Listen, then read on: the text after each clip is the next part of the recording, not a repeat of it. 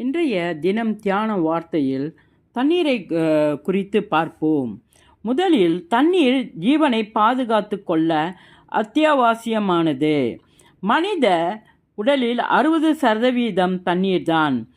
வாந்தியினாலோ பேதியினாலோ தண்ணீரின் அளவு குறைந்து போனால் உயிரையே இழக்கும் அபாயம் உள்ளது. அதே போல ஆன்மீக வாழ்க்கைக்கு பரிசுத்த ஆவி அத்தியாவசியமாகும். பரிசுத்த ஆவியினால் நாம் மீண்டும் பிறந்திருக்கிறோம். யோவான் 3:5. தொடர்ந்து பரிசுத்த ஆவியை பருகுவதினால் நாம் நம்முடைய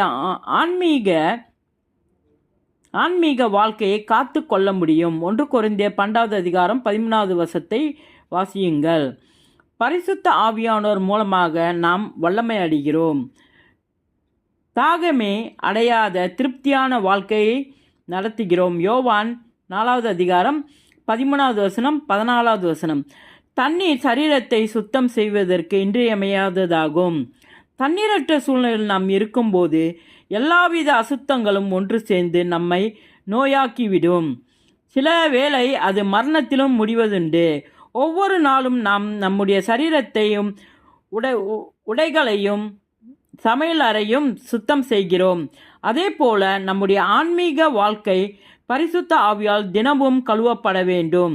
இயேசுவின் விலையேறப்பெற்ற இரத்தத்தை நாம் விசுவாசிக்கும் போது நம்முடைய பாவத்திலிருந்து நாம் கழுவப்படுகிறோம்.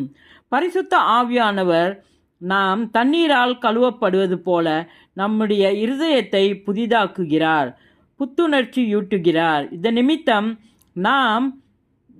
நாம் பரிசுத்த ஜீவியம் செய்ய வழி நடத்துகிறார். தீத்து 3:5 வாசித்து பாருங்கள். இயேசுவின் நாமத்தில்.